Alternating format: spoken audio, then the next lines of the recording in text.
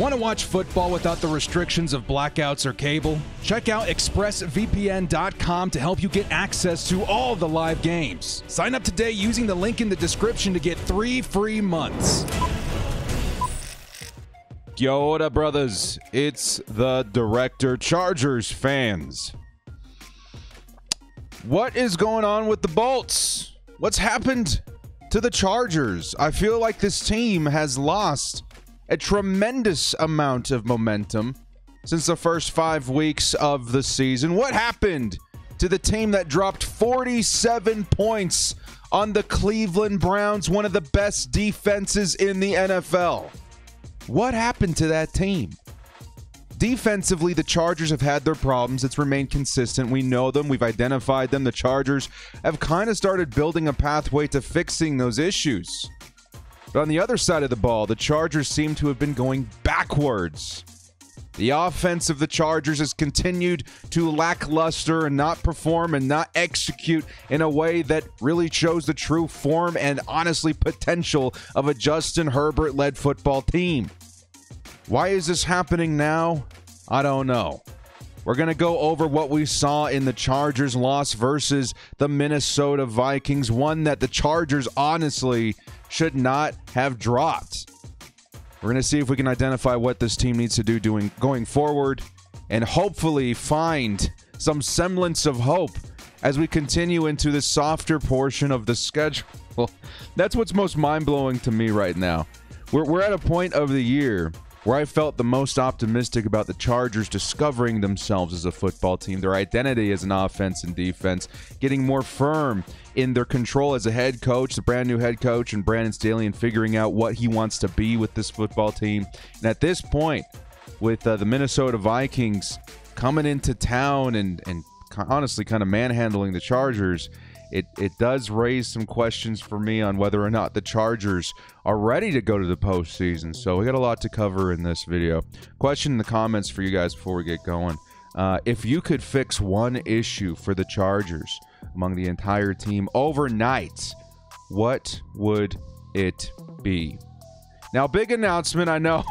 I wish it was coming under better circumstances, maybe a Chargers win, but we do have a big announcement. Some little good news, bad news, right? The bad news, Chargers lost. The good news is I got an awesome giveaway going on right now, dudes. Probably the biggest one I've ever done. Of course, you guys know I love to do giveaways in twos. One's for the subscribers and one for my crew members. So for my subscribers, we are giving away a signed Justin Herbert jersey, man. This thing, I fought tooth and nail to get a Justin Herbert signed jersey for you guys, and this thing is amazing. I sat and looked at it in my room for a while. So I can't believe this thing's in my house. So a signed Justin Herbert jersey for one of my subscribers. All you guys got to do is hit up the link in the description, follow the instructions there.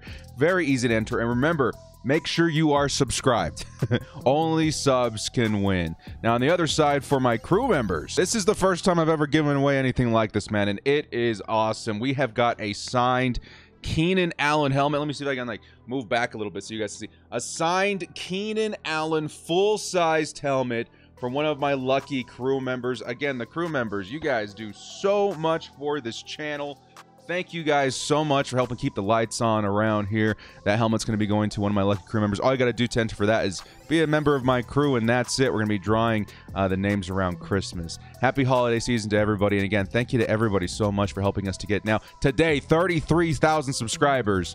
I could not be more grateful. With that, guys, let's get into this one. Before we do, hit us up with a like and sub if you do enjoy this content. Small amount of time you guys take to hit the like, sub, and bell notification helps me out a lot. Let's get into it, man. Lights, camera, action.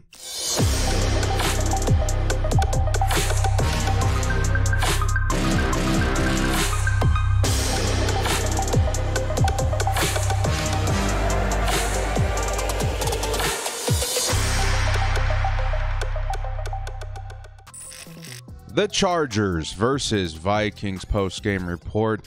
Hashtag offensive woes. Let's start things off with a quick stat check in here, fellas. Not the best day for Justin Herbert. Let's actually start with that, man. Kirk Cousins has kind of been on fire the last 4 weeks. 300 yards just about and 2 touchdowns. Justin Herbert, 195. a touchdown, and an interception. Certainly not his best day. And it feels like Justin Herbert has been struggling. Of course, the Chargers, out of the last 4 games have lost 3. And it feels like Justin Herbert, in a way, to me, might be going backwards. And we'll talk more about that as we get going. But there's the stat right there, guys. You hate to see it. The potential of a Justin Herbert needs to be met. Hopefully the Chargers coaching staff has a plan to address that. Dalvin Cook, 24 for 94 and a touchdown. This is means to celebrate right here. I know it's a loss, but this is something that, honestly, I think the Chargers did a really good job on. 103 yards and a touchdown total against a running back like Dalvin Cook. That is certainly something that shows me the Chargers have been improving in one way or another in their run defense. Again, I told you guys this several times. Outside of Nick Chubb, this was the guy that I was most concerned about facing in our schedule versus the run, and the Chargers did an excellent job. 24 carries for 94 yards. That's pretty good if you ask me in comparison to what the Chargers have been allowing in the past. You guys remember Nick Chubb put up like 200 yards and 2 touchdowns on us. This was certainly not as bad as what I thought it could be. So bravo to the Chargers improving their run defense. Austin Eckler 11 for 44. Herbert 2 for 22. The Chargers continue to lack playmakability on the ground. Now receiving, Keenan Allen 8 for 98. I know some people have been really worried about Keenan Allen, but this feels like the Keenan Allen of old, right? 100 yards, nice, number of receptions. He's looking okay to me. Where I'm a little concerned is Mike Williams. Where's Mike Williams, right? I feel like Mike Williams was heavily featured in the first quarter of our season, and he flourished. He showed that he was ready to take on that responsibility of being a featured wide receiver in the X position. He just kind of disappeared. Now, some people will say he's been dealing with a lingering injury. That can certainly be the case. Some people might be saying that he's been struggling. I don't know. I just feel like Mike Williams has the potential to be one of the better, wide receivers in the entire league. He's just not being featured right now. And yes, injury can certainly cause a wide receiver to, underperform. But I think Mike Williams, and this is the NFL, players have got to push through that if they're on the field. And I feel like Mike Williams needs to become more involved. Same with Josh Palmer, who I think, 3 for 22. He's starting to trend in the right direction of being featured. That certainly needs to improve, in my opinion, too. Justin Jefferson, 9 for 143. This is kind of the big one of this game, right? He absolutely dominated this game. And we're going to talk a little bit more about that here as we get into the specifics. So we're going to go ahead and move on there after getting a quick look here at the defense. Derwin James looked really good too. Now let's go into the nitty-gritty details of this loss for the Los Angeles Chargers. I know, Bolt fam, this one sucks. I say all the time, be mad today, bolt up tomorrow. Easier said than done sometimes. This is certainly one of those games that leaves you not feeling so great. But hopefully we can recover and get ready for the epic game versus the Steelers in Sunday Night Football. I really hope that one turns out a little bit better, man. As you guys know, I'll be attending that game, and I'll give you guys more information about that on my community post on YouTube. Now let's start with the time of possession. I got a whole bunch of different categories here of what my eyes saw in this game that the Chargers need a drastic improvement on. Time of possession is a huge one, man. The Chargers maintained possession for 23 minutes. The Vikings, 36 minutes. Kind of reminds me about the loss versus the Baltimore Ravens, right? It just feels like the opponent had full control the entire time. The defense was getting cooked. They couldn't get off the field. The Chargers offense couldn't give the defense much of a break because they couldn't maintain a drive. This is not a good sign versus a bad defense specifically. This is something we covered a lot about in the game preview. The Vikings defense is not great. I think a bottom 5 defense in the league. And if the Chargers are struggling mightily on offense and getting their defense off the field versus a team like Minnesota, the Chargers have a lot of dark days ahead, long days ahead. And they got things they got to figure out because time of possession right now, it feels like this has been the instrument in the Chargers' detriment in the last couple of weeks. It feels like this is something that teams have been honing in on, and this is another example of why the Chargers need to figure out how to get their offense going. I think that's a big one. The defense, in my opinion, looked okay. The offense, probably a big reason why the Chargers fell in this one, and time of possession is a huge indicator of that. Next up, the lack of depth. Look at this shot, man. Now, first off, props to Justin Jefferson. I think there's this like illusion in the NFL, maybe even to Minnesota fans, that we don't like Justin Jefferson because there was a battle for, or offensive rookie of the year. That's not the case, man. Most Chargers fans will tell you that Justin Jefferson is a great player. He's an awesome football player. And outside the weeks that he's playing us, I really enjoy watching Justin Jefferson. I drafted him on my fantasy football team, maybe a little too high because I believe in Justin Jefferson. The issue with that is he absolutely cooked the Chargers, man, on Sunday. He was absolutely incredible. But this category is more about the lack of depth. Because Tavon Campbell, asked to cover one of the best wide receivers in the league, just felt like a plan that was meant to fail. Like, it did not feel like he was going to have a good day at all. And that kind of shows you the lack of depth that the Chargers have at the defensive back position. We lost Mike Davis. But you got to remember, the Chargers' top 3 cornerbacks are Mike Davis, Asante Samuel Jr., and Chris Harris Jr. We lost one. We lost one of our good cornerbacks. And it kind of came down to this. The Chargers need to figure out something as far as depth at the defensive back position immediately. Because stuff like this is going to continue to happen. You guys will also remember that Nasir Adderley and Mark Webb were also absent in this game, and that caused a lot of issues for the Chargers. I think if Mike Davis and Nasir Adderley were active in today's game or in Sunday's game, it may have been a different story. It may have been a different game. We could have moved and utilized pieces against, honestly, bigger threats than putting, Tavon Campbell on Justin Jefferson. Protection was also a pretty big issue. The Chargers continue to have problems on the right side of that line. We'll talk more about that in a minute. Now, here's a face that Chargers fans are becoming more and more familiar, Joe Lombardi. Joe Lombardi and the lack of identity on offense. Now, Lombardi's still learning. Lombardi, he was an offensive coordinator once for the Detroit Lions. This is kind of his first shot in a minute. He's still kind of understanding the pieces he's got on this offense. He's trying to figure things out, right? I'm honestly starting to ask myself a little bit if he's becoming a scapegoat for the lack of execution that we've seen on offense. It's possible.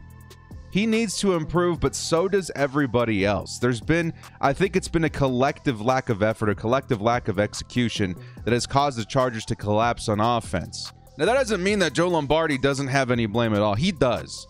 I think you got to throw out half the playbook at this point. We got to creatively get the ball to the intermediate and deep parts of the field.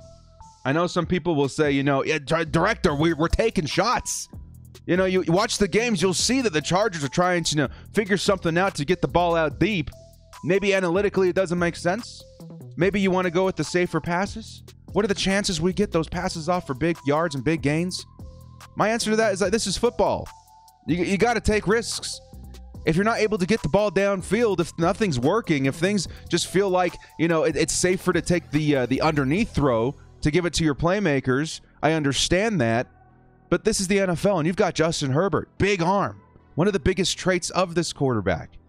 And yes, the opposing team is going to try and stop that, but at the same time, you've got to figure out a way to get that play out creatively. If it's not working, if it's continued not to work, you got to figure something out creatively in order to make that happen. I'm not a coach. I'm not as deep in the X's and O's of football as other people. I'm not an analyst. But at the same time, I recognize what I saw in Justin Herbert last season versus this season. I recognize what I saw in Justin Herbert early in the year versus right now. There's got to be a way to utilize the biggest trait of your quarterback, and I do think that does fall on Joe Lombardi. I think Joe Lombardi's got to figure this out. Because right now, if we're following the analytics and we're saying, hey, it's safer to take the 3 to 4 yards on this play than it is to try and go after the 20 yards on this play, what's the point of Justin Herbert? What's the point of having this weapon on your offense? We've got to figure out a way to unlock Justin Herbert's potential, which to me was unlocked early in the season. It's there. We've seen it several times. I think this falls on Joe Lombardi, Brandon Staley, and the offense and the coaching. Justin Herbert has to execute, but we got to figure out a way to unlock his potential and to get the ball out deep and to figure out how to utilize the biggest weapon on our offense. Without Justin Herbert, this offense isn't anything. And I figure that Joe Lombardi knows that. He's really, again, throw out half the playbook and figure it out. Figure it out. We've seen it. Figure it out. That's probably the most passionate you'll see me in this video. I believe it. It's there. We know it's there. He's got to figure it out. Next up, playing catch up. I think this was a crucial game for the Chargers to get the lead. You know, no points in the first quarter. Yikes. I think you have to be aggressive in the first quarter. At the beginning, early in a game, being aggressive is kind of okay. If you mess up, you got time to figure it out. But you got to go out there and put up points. And I think the Chargers have done that in the past. You know, the opening drive touchdown, I think last week versus the Eagles, that gives you a good chance. If you're going to take risks, if you're going to throw the ball downfield, if you're going to take, you know, opportunities for big plays, I think do it early.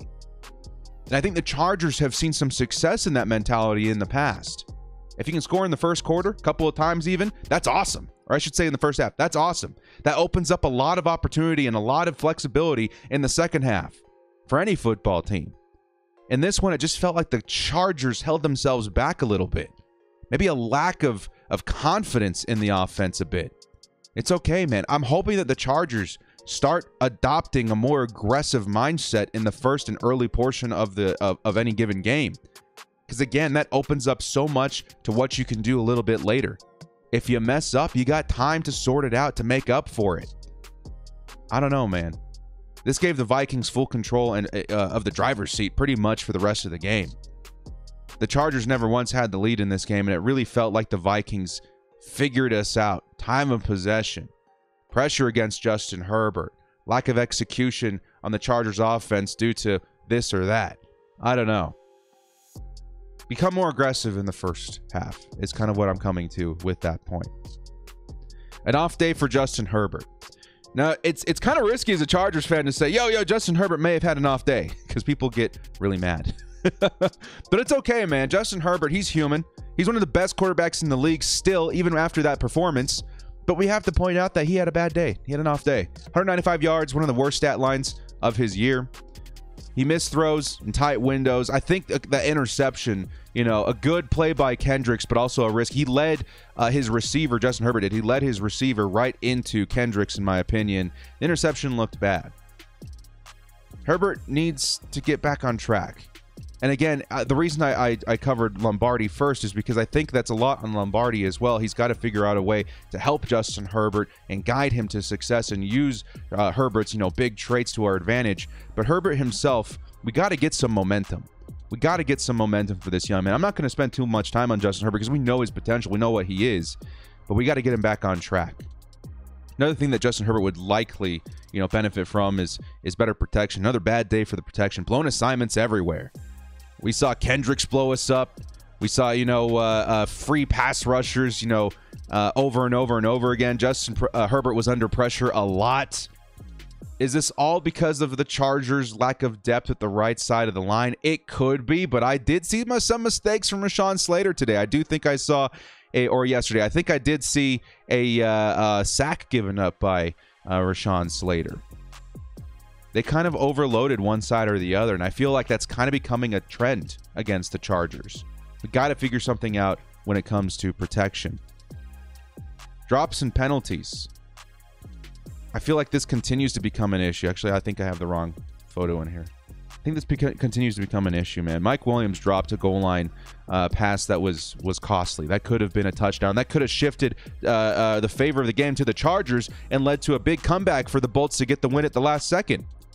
Eckler dropped the Texas route. Guyton dropped a big pass that I think later got him benched.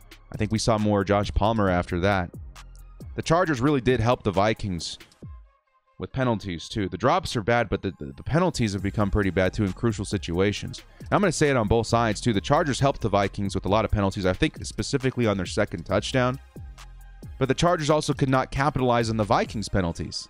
The Vikings kind of put themselves in a corner a lot. We saw a lot of, you know, 1st and 25, 3rd and 20. We couldn't figure it out. We couldn't capitalize on those opportunities. And again, that shows a lot of, you know, lackluster on offense, but still, these are things you've got to step on, man. You've got to step on their throats when they put themselves in a corner. Chargers just could not do that. A soft schedule. Is this cause for concern? Let's actually go to this one right here. Is this cause for concern? Now, the Chargers, again, I mentioned this at the top of the video. We are at a softer portion of the schedule right now. What happens when the schedule stiffens up? The Chargers really kind of blew it versus the Patriots. Blew it again versus the Minnesota Vikings. And these are teams that, you know, the Patriots have been looking a lot better as of right now. But the Vikings, their defense is bad. What happens when we go up against a really good defense? This is really not good for our postseason hopes. And if we do make it into the postseason, we're going to be facing some of the best defenses in the league. What happens if we make it? We got to figure things out now, man. If we make it into the postseason, we want to go far. We want to go to the Super Bowl.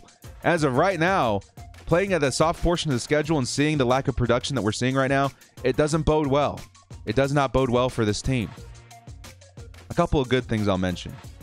Ogbongbemiga and K9 looked fantastic, right? It was really good to see K9 back. Kenneth Murray had, a huge tackle on Justin Jefferson on that wide receiver run. He's going to be a very important part of this defense. I was really worried not having Drew Tranquil this game, but Kenneth Murray really did step up, and he really proved why he's one of the more integral pieces of this Chargers defense. Then you got Ogbongbemiga. I remember seeing number 57 fly down the field and get a sack on Kirk Cousins. I was like, who's 57? Is that Ogbong? And it was Ogbong. Ogbong looked great, man. As a pass rusher, he was great versus the run. I know he struggles in coverage, but the Chargers were very strategic with how they utilized him in this game. He looked awesome. Great signing for the Chargers, undrafted free agent. Very good signing. Very good signing. Bosa in the pass rush looked pretty good. Joey Bosa, I would say also versus the run, right? Bosa, maybe this is a Bosa segment. Bosa looked really good this game, and that was good to see. He forced the fumble, recovered by, Justin Jones. It was good to see Joey Bosa get in form. The defensive line as a whole was looking really good. Versus the run in the pass rushing department, I think that we didn't make Kirk Cousins uncomfortable enough. Kirk Cousins, one of the better quarterbacks when, passing with a clean pocket. I don't know if the Chargers executed at a level that they were happy with in that game, but Bosa looked good, and a handful of the other Chargers defensive linemen looked pretty good. We're almost done here, man. Not going for it on fourth down. Now, during the game, you guys will remember, it was like a 4th and 2 or something in the later half of the fourth quarter. The Chargers had an opportunity to go for it for 4th and 2, I think at the Vikings 6. And I understood at the time going for the field goal. I understand it now. You keep it within one score, you give yourself an opportunity to stay in the game. But at the same time, after the game, that call kind of haunted me. Because it's not very characteristic of Brandon Staley. What happened to the Brandon Staley that would have gone for that 100% of the time? I think this could have been a boost that the team needed to help close this game out. After the fact, I do believe the Chargers should have gone for that on 4th and 2, gotten the touchdown, and then all of a sudden you're looking at a field goal to tie the game if you need to. You're looking at momentum. You're looking at a lot of things. It just feels like going for it on 4th and 2 after I had a chance to step back was kind of the move, and we didn't do it. And for a coach like Brandon Staley, that feels like something that should be an automatic decision. Go for it on 4th and 2. You won't have to drive the length of the field next time to get a touchdown, because they needed a touchdown. If the Chargers got to stop, we needed a touchdown to stay in the game. Instead, drive 6 yards. Take a risk right now. It's do or die right now.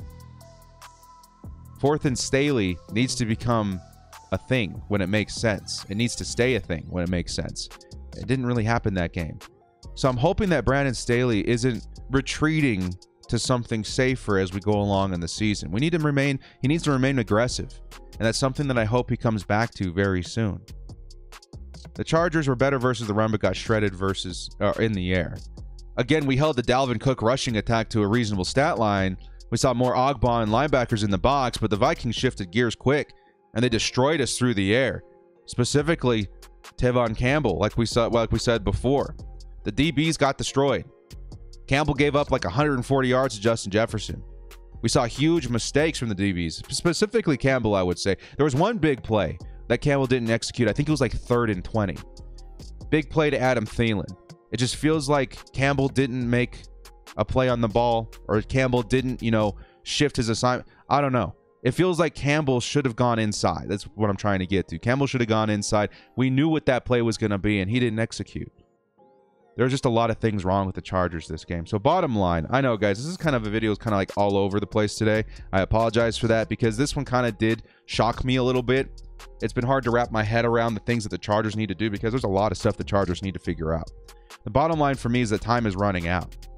These games have shown that the Chargers need to improve in several areas. And if we make the postseason, we won't last very long if these issues aren't fixed. So I hope that the Chargers team and coaching take some time to figure this out, really figure out what went wrong in this game and try and improve on it, because right now that we're in a softer portion to schedule, I mean, again, we face the Steelers next week, who might be without Big Ben and TJ Watt. And now I think I saw Minkah Fitzpatrick. If we can't figure it out now, we're never going to figure it out, at least for this season. We'll have to wait till next year. And I'm done waiting till next year. This is why I like, mid-season signings. Figure out what's wrong, grab guys to figure it out, move forward. We had a really good start of the season, 5 wins, 3 losses. We got to capitalize on that.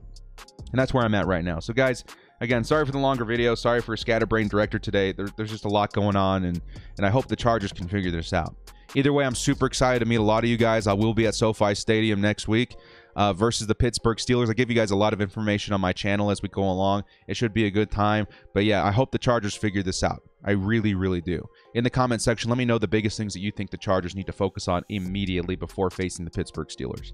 Well, guys, thank you so much for joining me. This has been The Director. If you liked what you saw here, hit us up with a like and sub on your way out. We'll see you next time. And as always, bolt up and stay frosty. Let's figure this out, Chargers. Let's figure this out now.